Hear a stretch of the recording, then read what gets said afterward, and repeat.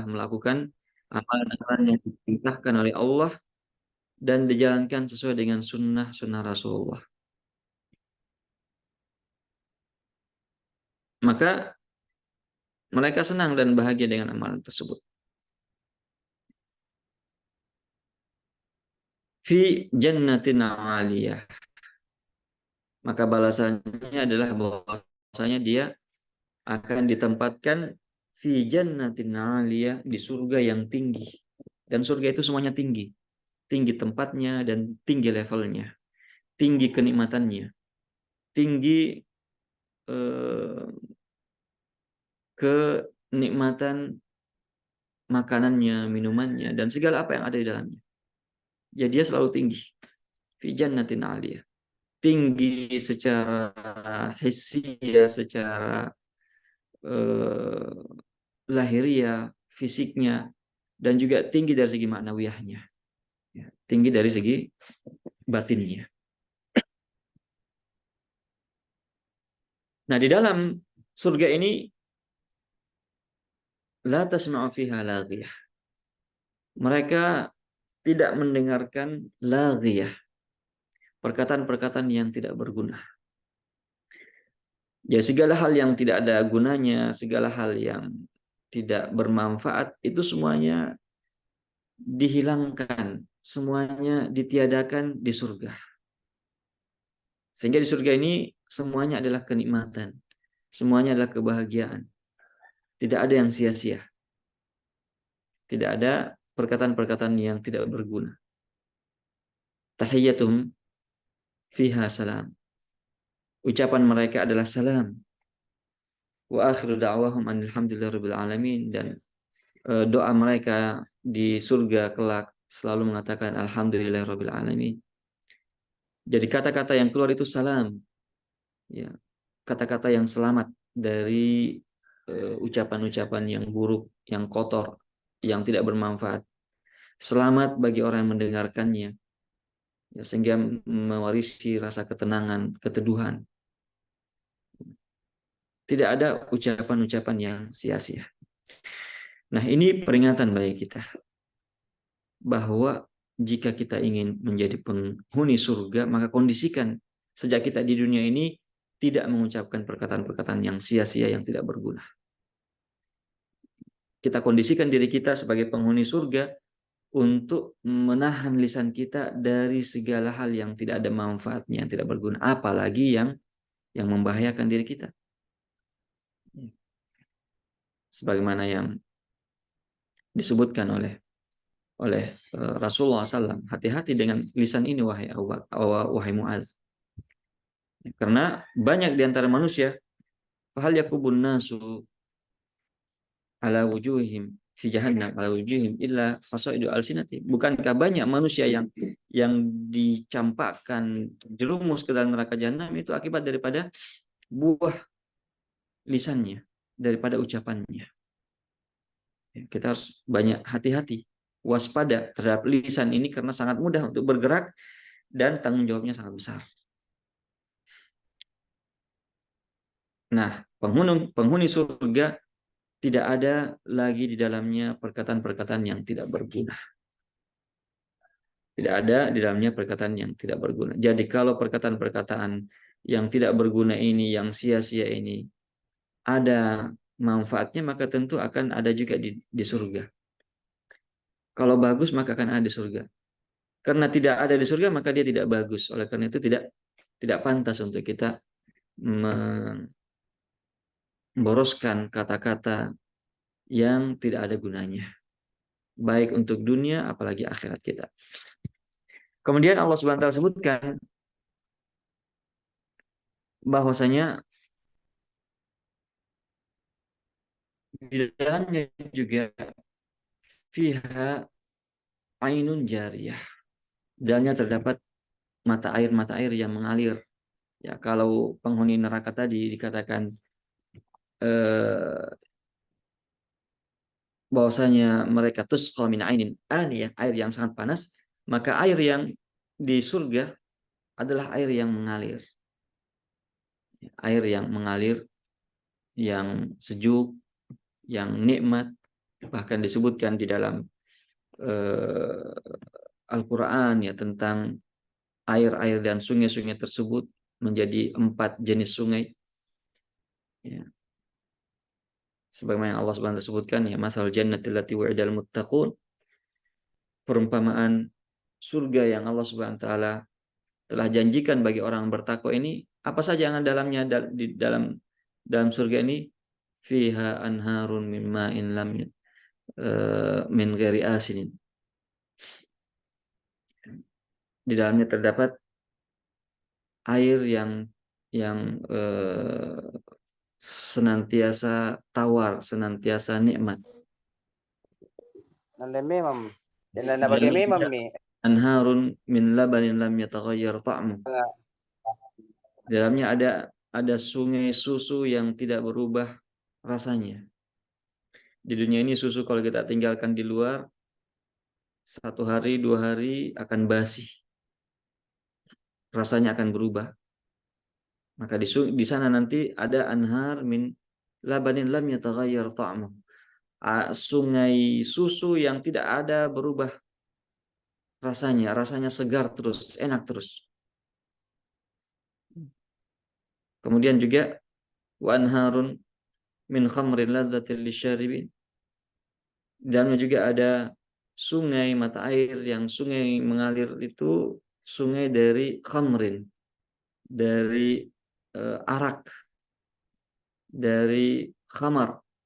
Tetapi khamar ini ladzatil lisyaribin, nikmat bagi orang yang meminumnya.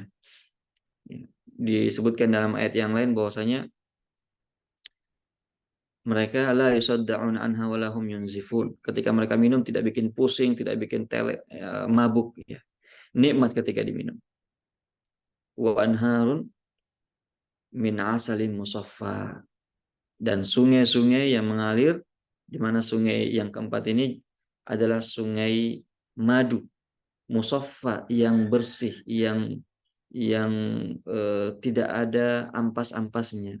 Madu dunia ini kalau kita lihat ya, madu setelah diambil dari sarang lebahnya itu biasanya banyak ampasnya, banyak kotoran-kotorannya. Madu yang kita beli pun juga terkadang ya masih ada tersisa mengendap kotoran-kotoran dan sampahnya. Nah, air sungai madu ini ya, musaffa, bersih, sudah tersaring, tidak ada lagi ampas-ampas dan kotoran di dalamnya. Nah, itulah sungai-sungai bagi penghuni surga. Yang mana saja dia ingin minum, dia ingin mandi di dalamnya, maka itu adalah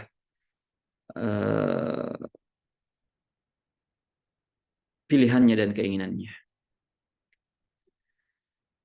Kemudian Allah Subhanahu wa taala lanjutkan, fiha ainun jarihah, fiha sururun marfu'ah. Ya. Di dalamnya terdapat surur, ya. Tahta, ada tempat-tempat duduk, ya, ada tempat tidur, ya. Marfu'ah, yang ditinggikan. Wa akwabun mawdu'ah. Ya, ada gelas-gelas yang telah disiapkan. Ya. Banyak gelas-gelas yang telah disiapkan. Wa namariqu masfufah. Ya. Namarik, ya. Bantal-bantal sandaran yang sudah disusun rapi. Ya, sudah dipersiapkan. Ya, bagikannya kalau kita ingat mungkin pernah melihat misalnya film-film tentang raja-raja, di mana raja ini ya kalau datang ke singgasananya, dia duduk di singgasana, di bawahnya sudah siap semuanya ya, bantal-bantal sandaran bagi tamu yang ketika makan duduk ya sambil sandar-sandar, peralatan-peralatan makan dan minum telah disiapkan, makanan sudah disiapkan, demikianlah ya. Wa namariqu masfufa wa zarabiyu mabsusa, ya, terpal-terpalnya, permadani-permadani sudah disiapkan, permadani yang indah, empuk dan nyaman ketika diduduki.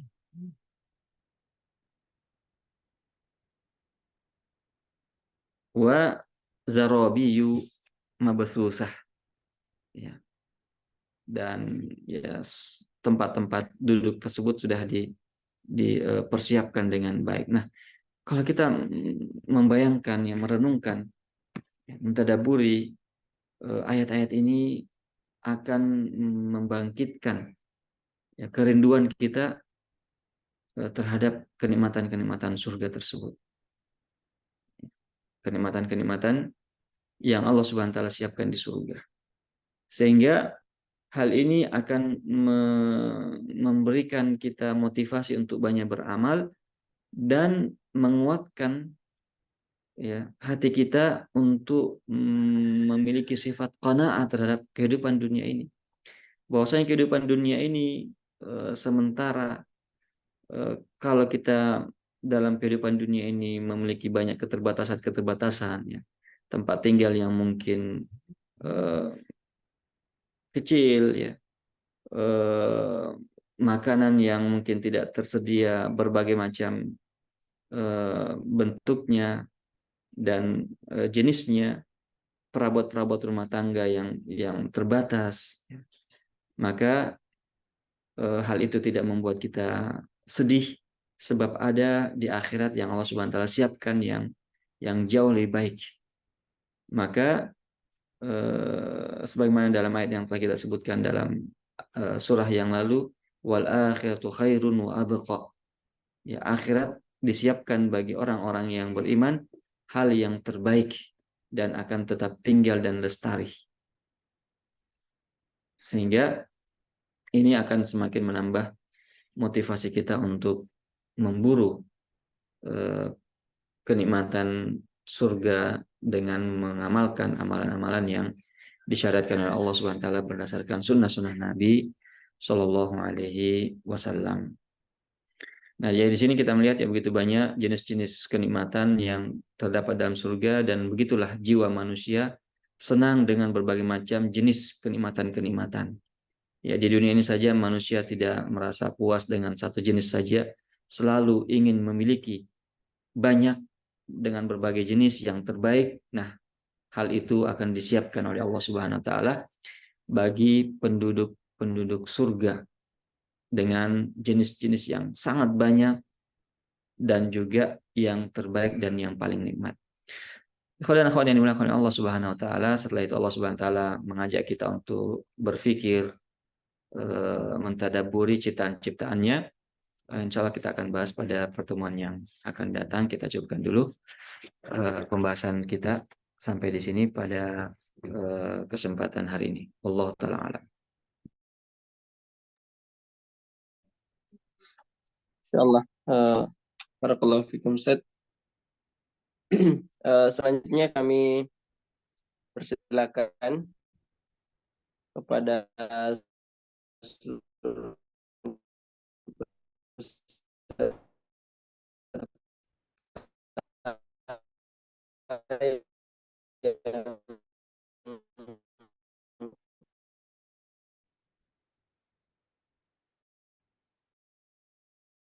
Ya, syukran Ustaz.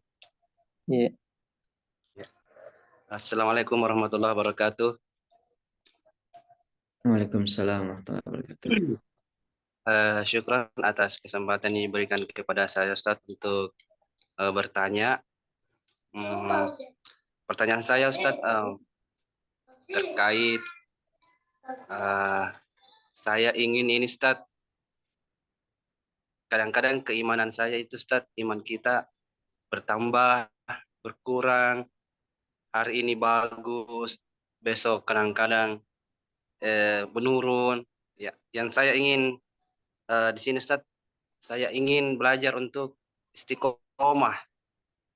Saya ingin belajar untuk istiqomah Ustaz, tapi kadang-kadang istiqomah itu untuk diri saya pribadi Ustaz masih sangat sulit, tapi keinginan saya untuk istiqomah belajar seperti dengan ustadz-ustadz yang mereka-mereka yang Masya Allah kesolehannya, mungkin saya jauh dari sana Ustaz, tapi saya ingin sekali untuk bisa mungkin setidaknya menyamai atau mendekati keistiqomahan mereka Ustaz, seperti itu. Terima kasih Ustaz ya. Baik, kita langsung saja ya, Ustaz ya. Ya, alhamdulillah wassalatu wassalamu ala Rasulillah. Ini Pak Idris ini sudah modal besar itu kalau kita sudah punya niat dan keinginan. Insyaallah. Kita sudah punya niat keinginan, sudah modal besar ini. Karena ada juga orang yang memang tidak mau, maksudnya enggan atau malas ya. Tapi kalau kita sudah punya keinginan, ya Allah Subhanahu wa taala menyebutkan walladzina jahadu fina lanahdiyannahum subulana. Orang yang bersungguh-sungguh sudah punya keinginan, tekad kuat yang besar, maka Allah akan berikan petunjuk. Allah akan berikan jalan. Amin ya Allah. Kalau saja manusia yang punya niat untuk perkara-perkara duniawi, Allah Subhanahu wa taala berikan, ya bagaimana lagi kalau kita punya niat adalah niat yang baik, niat untuk istiqomah. Ya, nah setelah niat ini ya tentu perlu ada usaha-usaha. Banyak usaha yang bisa kita lakukan. Ya, di antara usaha yang kita lakukan adalah ya seperti ini, kita belajar menuntut ilmu. Ya, karena dari ilmu inilah akan menjadi penerang bagi kita, akan berikan kita petunjuk yang mana kita lakukan, mana tidak lakukan. Karena jangan sampai seperti tadi yang disebutkan amilatun nasibah, semangat saja, ya semangat ingin tapi ya melakukan sesuai dengan perasaan dan keinginan saja, tidak sesuai dengan sunnah Nabi. Karena itu ya jalan yang pertama bisa meniti jalan istiqomah ini ya belajar menuntut ilmu, ya banyak sarana-sarana dan media kita. Salah satunya ya insya Allah dengan taklim kita ini, ada juga buku-buku yang bisa kita baca. Sekarang ini cukup banyak sarana-sarana ya YouTube dan majelis-majelis taklim. Ini semua adalah langkah awal ya untuk bisa istiqomah tersebut dengan ilmu, agar supaya amalan kita nantinya betul-betul tepat. Kemudian di antara langkah-langkahnya juga adalah kita berusaha untuk selalu berada di lingkungan orang-orang yang soleh agar supaya kita terkondisikan. Ya, biasa kan kalau kita berada di lingkungan orang-orang yang soleh, orang-orang baik, kita juga terkondisikan untuk jadi orang baik. Ya, tapi kalau berada di lingkungan orang-orang yang melakukan perbuatan-perbuatan maksiat, maka sedikit banyaknya kita terpengaruh juga untuk melakukan hal tersebut. Nah, jadi ini kondisikan selalu berada di lingkungan orang-orang soleh yang bisa saling mengingatkan. Kemudian juga di antara usaha yang bisa kita lakukan adalah membaca sejarah atau biografi perjalanan hidup orang-orang soleh. Ya, bagaimana kita akan melihat gambaran ini banyak dalam Al-Quran. Dalam Al-Quran cukup banyak. Sehingga kalau kita baca Al-Quran, bagus kita baca terjemahannya supaya kita lihat juga bagaimana kisah orang-orang soleh. Di mana orang-orang soleh ini kehidupan dunianya baik dan di akhirat sudah pasti. Ya. Dalam kehidupan dunianya diberikan pertolongan oleh Allah, dibimbing. Di akhirat akan diberikan kenikmatan. Nah, sehingga ini akan menjadi motivasi untuk kita bisa juga selalu bisa istiqomah untuk menjadi orang soleh, sehingga bisa mengikuti jejak mereka dan mendapatkan apa yang mereka dapatkan di dunia berupa kebahagiaan, kemudahan-kemudahan, pertolongan Allah, perlindungan dari Allah selama di dunia ini. Kemudian juga di antara usaha yang bisa kita lakukan, kita berusaha untuk memasang tekad komitmen, walaupun amalan sedikit, yang penting komitmen. Karena Allah Subhanahu wa taala mencintai hal itu. Ahabul amali Allah adwamah wa in qalla. Amalan yang paling dicintai oleh Allah Subhanahu wa taala adalah yang continue walaupun sedikit. Jadi walaupun sedikit, ya, yang penting itu sudah sesuai dengan sunnah Rasulullah. Ini yang kita rutin lakukan. Jadi jangan ingin melakukan amalan yang sangat banyak, lalu kita tidak memperhatikan kondisi kita dan akhirnya nanti capek sendiri. Misalnya dalam masalah sholat sunat. Sholat sunat walaupun sedikit ya, misalnya rawatib yang 10 rakaat ini ya, 2 sebelum subuh, 2 sebelum duhur, 2 setelah duhur, 2 setelah maghrib, dan 2 setelah isya. Ini saja kalau kita rutin lakukan, maka itu jauh lebih dicintai oleh Allah Subhanahu wa taala daripada kita banyak sholat sunat, misalnya pagi mau sholat sunat terus sampai dekat duhur. Tapi mungkin berjalan 1 hari, 2 hari, 3 hari, mungkin minggu depan berkurang, akhirnya ditinggalkan. Ya begitu juga puasa ya, puasa sunat nggak perlu terlalu banyak. Yang penting adalah continue. Ya, walaupun 3 kali saja dalam 1 bulan, yang penting continue, itu jauh lebih baik daripada semangat terlalu banyak. Ya. Puasa sehari, buka puasa 1 hari sebagaimana puasa Nabi Daud, tapi setelah itu ditinggalkan. Nah intinya bahwasanya tekad untuk melakukan amalan berkesinambungan, walaupun sedikit, tidak mesti harus banyak, walaupun sedikit yang penting berkesinambungan. Ya, kemudian yang ya diantara juga yang terakhir mungkin kita sebutkan di sini adalah doa. Ya, bagaimanapun juga kalau tidak ada bimbingan dari Allah Subhanahu wa taala, kita tidak akan bisa istiqomah. Oleh karena itu banyak berdoa kepada Allah Subhanahu wa taala. Nabi SAW contohkan, ya, beliau banyak mengucapkan Allahumma ya muqallibal qulub tsabbit qalbi ala dinik. Wahai Allah yang membolak-balikkan hati ini, maka berikanlah ketegaran, ketetapan, keistiqomahan hatiku ini di atas agamamu. Ini kita banyak minta pada Allah. Ya, kita banyak berdoa meminta pada Allah seperti ini, sebagaimana yang dicontohkan oleh Rasulullah. Wallahu ta'ala alam.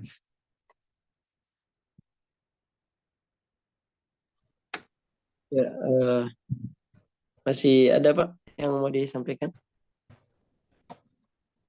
Kalau bertanya masih banyak, iya masih ada ya Ustaz, tapi mungkin mungkin ada lagi yang lebih mau bertanya. Tapi kalau saya Ustaz masih ada. Eh, saya Ustaz kadang-kadang konsentrasi yang disebutkan dalam Al-Quran itu, beruntunglah orang-orang yang sholat, yakni yang khusyuk dalam sholatnya.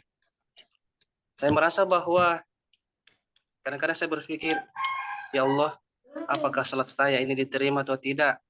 Karena dalam sholatku belum sepenuhnya khusyuk, Ustaz. Masih banyak hal-hal lain yang kadang-kadang ikut disebutkan di dalam sholat, begitu Ustaz. Dan saya merasa bahwa saya ingin sekali lezat. Saya ingin sekali menikmati kelezatan di dalam sholat, Ustaz. Melebihi lezatnya makanan yang paling enak seperti itu, Ustaz. Tapi itu lompat-lompat, Ustaz, kekhusyuan yang saya rasakan ketika di dalam melaksanakan sholat, Ustaz, seperti itu. Syukran. Baik. Ya, khusyuk dalam sholat ini adalah salah satu di antara sifatnya orang-orang yang beriman. Qad aflahal mu'minun alladzina fi sholatihim khashi'un. Beruntunglah orang-orang yang beriman, yaitu orang yang senantiasa khusyuk dalam sholatnya. Khusyuk dalam sholat ini ya memang bukan hal yang mudah, semudah membalikkan telapak tangan, tidak semudah ucapan dan semanis ucapan yang kita ucapkan. Tapi dia adalah satu hal yang harus diusahakan. Ya, kalau dibilang betul-betul khusyuk sholatnya dari awal sampai akhir, ya mungkin itu ya sama dengan mata uang langka. Ya kita semua mengakui dalam sholat kita yang tidak khusyuk. Kalau betul-betul khusyuk, ya maka itu sudah tingkat tinggi. Ya. Ada salah seorang ulama, ya ini sudah taraf ulama yang mengatakan, jahautu nafsi arba'ina sanah. Saya berusaha 40 tahun baru merasakan lezatnya dan nikmatnya sholat itu. Artinya kurang lebih 40 tahun itu berusaha terus meningkatkan sampai puncak. Setelah dapat puncak, ya seperti yang kita bilang tadi, lebih nikmat daripada makanan, minuman, apa semua yang tidak akan nikmat. Kalau sudah masuk dalam sholat, ya sudah dilupakan dunia itu. kenikmatan dunia karena lezat dan nikmat sekali hajat pada Allah Subhanahu wa taala. Ini kata beliau, ini saya dapatkan bukan 1 hari, 2 hari, 1 bulan, 1 tahun, 40 tahun berusaha. Tapi mati sendiri baru merasakan kenikmatan tersebut. Jadi kesimpulannya bahwa itu adalah cita-cita kita, itu adalah niat kita dan tekad kita. Namun bukan suatu hal yang satu kali kita dapatkan, tapi perlu dibiasakan dan diusahakan. Ya, perlu dibiasakan dan diusahakan sedikit demi sedikit. Intinya Aku zaman-zaman aku untuk mendapatkan kekhusyuan itu ya pertama yang kita harus berusaha untuk selalu hadir hati kita. Ketika kita sholat, usahakan hadir. Ketika dia lari, tarik lagi. Ketika dia dicuri oleh syaitan, tarik lagi. Artinya berusaha untuk selalu hadir hati kita ini. Kemudian yang membantu supaya hati kita ini hadir adalah berusaha untuk memahami bacaan kita. Apa yang kita baca kita berusaha pahami. Ya, misalnya Al-Fatihah kita harus pahami apa yang kita baca itu Alhamdulillahirabbil alamin Ar-Rahmanir Rahim sampai selesai. Ketika kita bergerak ruku, apa kita maknai ruku ini? Apa yang maknanya ruku ini? Saya ruku ini menunjukkan saya hina di hadapan Allah. Apalagi ketika sujud. Kita tidak pernah sujud kepada manusia siapapun. Jidat ini adalah hal yang paling berharga. Saya kalau pegang kepala kita tersinggung. Nah, kepala ini kita simpan di tanah yang paling rendah. Kita maknai itu, hayati. Begitu juga zikir-zikir yang kita ucapkan dalam sholat. Kita berusaha untuk pahami maknanya. Jadi yang kedua, yang pertama hadirkan hati. Kemudian ketika menghadirkan hati itu selalu sadar apa yang kita ucapkan, gerakan-gerakan kita hayati. Kemudian yang ketiga, hadirkan selalu pengagungan pada Allah. Agungkan Allah Subhanahu wa taala. Bahwasanya kita hadapi ini adalah zat yang maha besar, yang maha kuasa, yang memberikan segala hal yang kita inginkan ya, atas izinnya, dan juga menahan segala hal yang kita inginkan jika Allah Subhanahu wa taala inginkan. Ya. Dan hal ini tidak akan bisa tumbuh lahir dalam hati kita, ta'zim, pengagungan ini, kecuali kalau kita mengenal Allah. Makanya mengenal Allah ini perlu untuk kita perkuat. Dari mana kita kenal Allah? Kita kenal dari asma dan sifatnya. Kita kenali Allah dari nama-namanya dan sifat-sifatnya. Ya, kalau kita mengenal nama dan sifat Allah Subhanahu wa taala, maka akan menumbuhkan rasa takut, harapan, dan cinta kepada Allah Subhanahu wa taala. Nah, ini perlu memang latihan. Dia perlu latihan dan ya modal pertama tadi sudah bagus, sudah ada tekad, keinginan, niat yang besar. Kemudian dilanjutkan dengan usaha-usaha tadi dan latihan sehingga ya insya Allah kita bisa mendapatkan tingkat kekhusyuan yang tinggi. Karena khusyuk ini bertingkat-tingkat ya. Kita mulai dari hal-hal yang di bawah dan terus naik. Ketika kita usahakan terus, kita latih terus, maka niscaya kita bisa sampai kepada apa yang disebutkan oleh sang ulama tadi, bahwasanya sudah merasakan nikmatnya sholat itu, sehingga ya kita lihat misalnya di antara sahabat, di antara tabi'in ya, misalnya Urwah bin Zubair, saking khusyuknya ya beliau kakinya diamputasi sudah tidak terasa. Ya, kisahnya yang cukup panjang ya, karena cuman waktu kita terbatas. Mudah-mudahan nanti dalam kesempatan lain kita sebutkan kisah daripada Urwah bin Zubair ini ya, ketika kakinya diamputasi. Wallahu ta'ala alam. Ya, baik. Tapi Ustaz, ini masih ada pertanyaan.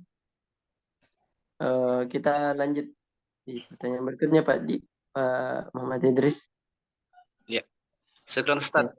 Senang sekali bisa bergabung Ustaz. Saya dari Makassar Ustaz. Mohon infonya untuk kegiatan setiap hari apa ini Ustaz? Supaya saya bisa ya, Masya Allah. Kegiatannya rutin setiap hari Ahad, Pak. hari Ahad, insya Allah iya. Syukran Ustaz. Ya. Iya. Jazakallah. Iya. Oh iya, Komafik. Tapi Ustaz, pertanyaan berikutnya. Afwan Ustaz, saya minta nasihat dan arahan Ustaz. Saat ini saya kerja yang jauh dari orang tua. ada keinginan untuk pulang kampung berbakti, merawat dan menjaga orang tua.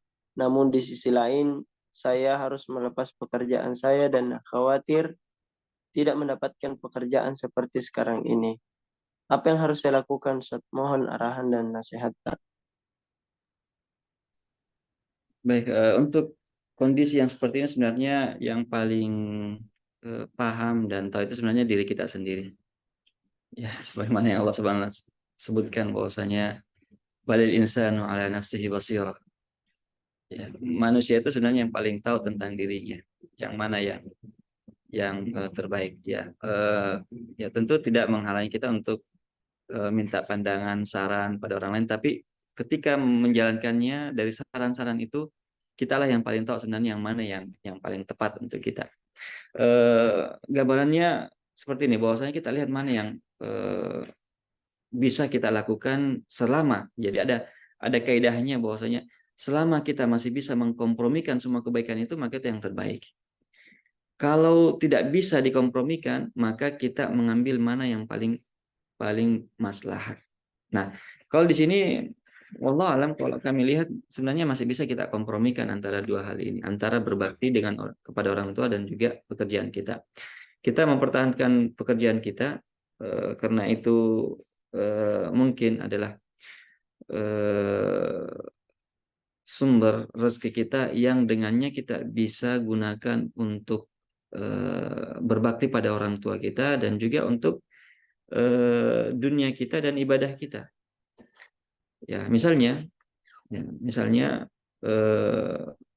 kita memiliki saudara ya, yang lain misalnya yang ada di kampung.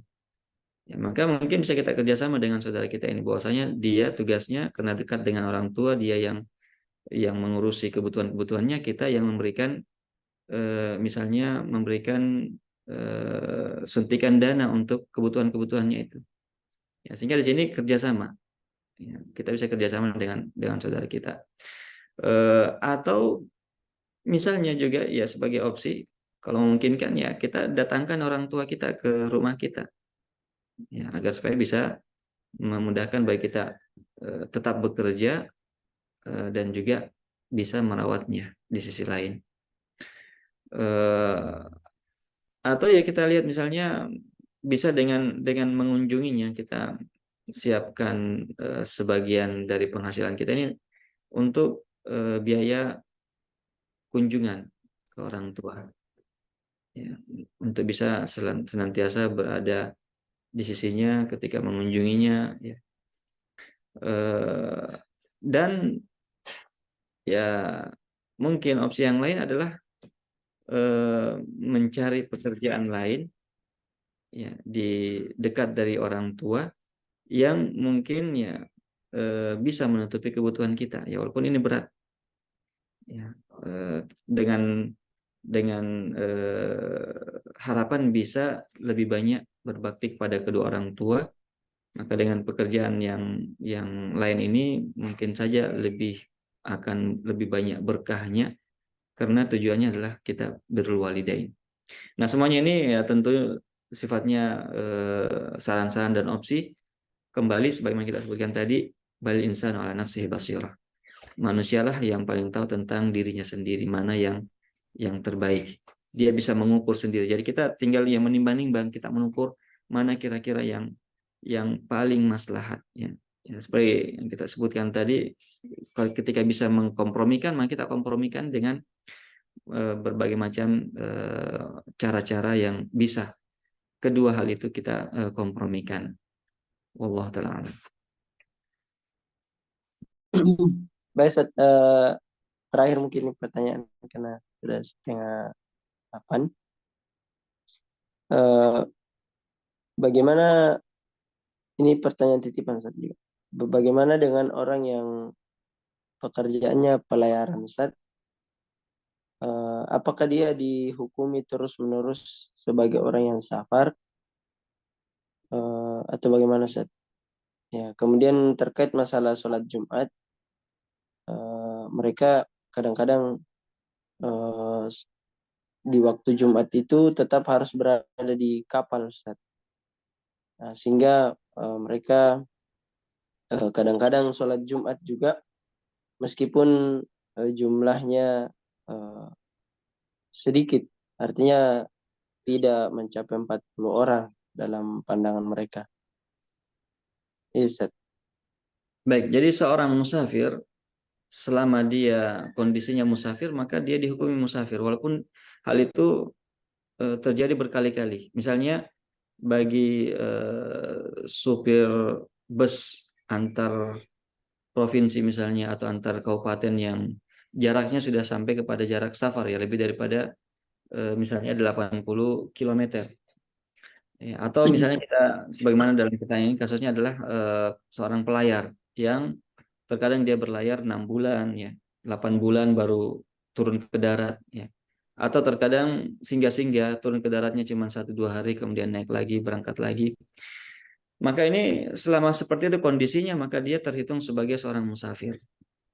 Dia terhitung sebagai seorang musafir dan boleh baginya untuk mengambil keringanan-keringanan musafir. Di antaranya adalah mengqashar salat. Di antaranya adalah mengqashar salat. Ya, jadi selama di atas kapal misalnya dia berlayar, dia mengqashar salatnya. Salat duhur, asar dan isya diqashar menjadi 2. Ya subuh tetap 2, maghrib tetap 3, namun yang lainnya menjadi 2. Namun di sini dia tidak perlu menjamak. Dia tetap melaksanakan salat itu di waktunya. Jadi duhur dia laksanakan di waktu duhur 2 rakaat, nanti masuk asar lagi baru lakukan sholat asar 2 rakaat, nanti masuk isya ya baru sholat isya 2 rakaat ya tanpa dijamak karena kondisinya tidak membutuhkan untuk menjamak sholat sebab di atas kapal ya kegiatannya tidak ada yang mengharuskan dia menjamak sholatnya. Kemudian berkaitan dengan Jumat pun juga demikian. Jumat bagi orang musafir tidak wajib. Sehingga selama dalam perjalanan itu, kalaupun dia tidak laksanakan sholat Jumat di atas kapal itu, maka tidak mengapa. Dia tidak terhitung orang yang meninggalkan Jumat dengan sengaja. Ya, yang berdosa itu adalah kalau meninggalkan Jumat dengan sengaja. Nah, ini dia tidak tinggalkan dengan sengaja, justru dia mengambil keringanan yang Allah berikan. Ya, sehingga di sini dia tidak wajib untuk melakukan sholat Jumat. Kalaupun ada di antara penumpang yang melakukan sholat Jumat, maka dia boleh ikut bersama dengan mereka melakukan sholat Jumat. Tetapi dia tidak menjadi pencetus ya, yang memulai untuk melakukan sholat Jumat.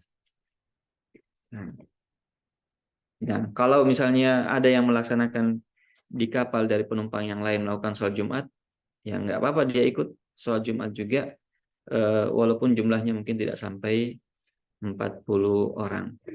Berdasarkan pendapat sebagian ulama kita bahwasanya jumlah ini tidak mesti harus terpenuhi 40 orang untuk keabsahan Jumat. Wallahu taala.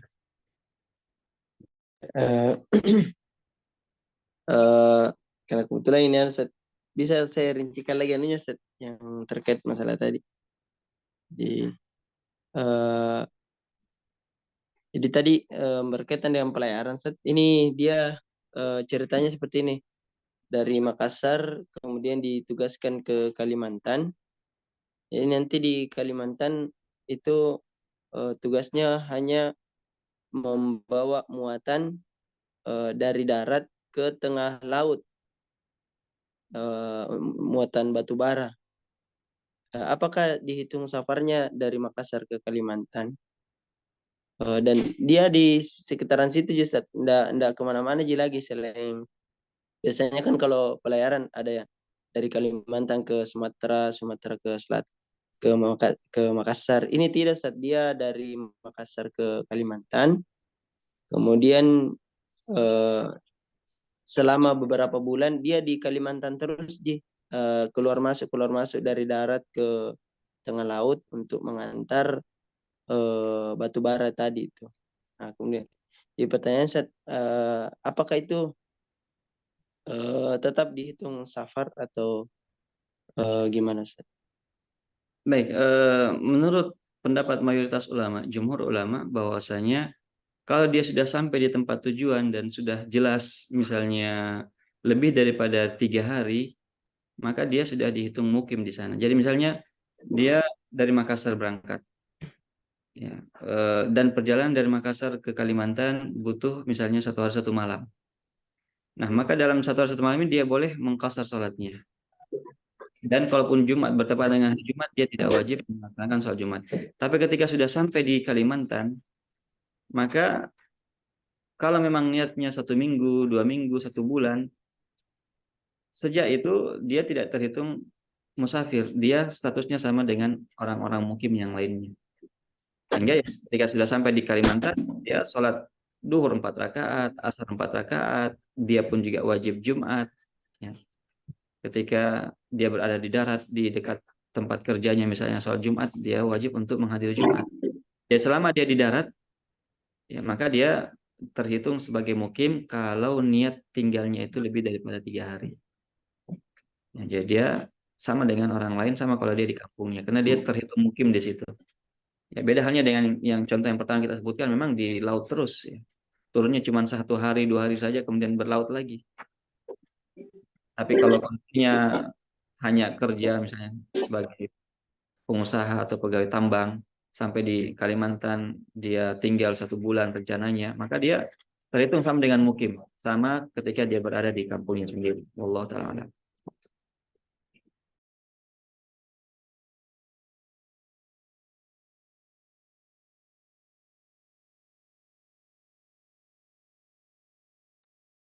Ya, syukuran Ustaz. Barakallahu fiik. Ya, saya kira demikian Ustaz untuk hari ini. Insyaallah kita akan lanjutkan pada pertemuan pekan depan. Meskipun sebenarnya banyak antrian pertanyaan ini Ustaz yang masuk, ya karena waktu yang membatasi kita. Insyaallah mungkin nanti pertanyaan-pertanyaan yang masuk bisa dikirimkan ke Ustadz, nanti dijawab via rekaman Ustadz. Jadi nanti panitia yang akan mengkonversi ke teks dan insyaallah akan kita kirimkan di grup Quran Day. Mungkin begitu Ustadz solusinya, supaya kadang-kadang juga terluput di ini kalau terlalu lama disimpan pertanyaannya, kadang dilupa ditanyakan lagi. Bagaimana kira-kira Ustadz? Insya Allah bisa seperti itu. Insya Allah. Ya. Baik Ustadz, jazakumullah khairan untuk hari ini Ustadz. Barakallahu fiik. Semoga Allah senantiasa menjaga Ustadz kita, dan juga kepada seluruh peserta, barakallahu fikum atas kehadirannya. Mudah-mudahan pekan depan kita bisa bersama-sama lagi menghadiri program Quran Day. Dan terakhir sebelum kita tutup, kami persilakan pada Ustadz kita untuk memberikan closing statement. Fadhal Ustadz. Baik, jadi ikhwan dan akhwat yang dimuliakan Allah Subhanahu wa taala, dari surat Al-Ghasyiyah ini hendaknya selalu kita kaitkan dengan kehidupan kita di dunia. Kita renungi bahwasanya jangan sampai amalan-amalan yang kita lakukan ini hanya capek dan letih saja yang kita dapatkan, tapi kita ingin dia memiliki buah yang bermanfaat untuk akhirat kita. Ya sama ketika kita melakukan suatu pekerjaan, ya taruhlah misalnya kita ingin memperbaiki sesuatu alat elektronik, kita tidak punya ilmunya tapi kita mau kerja, capek, rusak juga. Nah, jangan sampai seperti itu. Akibat daripada tidak punya ilmu, kita capek bekerja, beramal, melakukan ritual-ritual ibadah, tapi ternyata tidak diterima, tertolak karena tidak sesuai dengan sunnah Rasulullah. Allah. Insyaallah. Barakallahu fikum Ustadz. Baik, demikian mungkin acara kita pada pagi hari ini. Mohon maaf atas segala kekurangan. Kepada seluruh peserta dan juga Ustadz kita, kami ucapkan jazakumullahu khairan wa barakallahu fikum. Demikian mari kita tutup dengan membaca doa kafaratul majlis. Subhanakallahumma wa bihamdika asyhadu an la ilaha illa anta astaghfiruka wa atubu ilaik. Wassalamualaikum warahmatullahi wabarakatuh. Warahmatullahi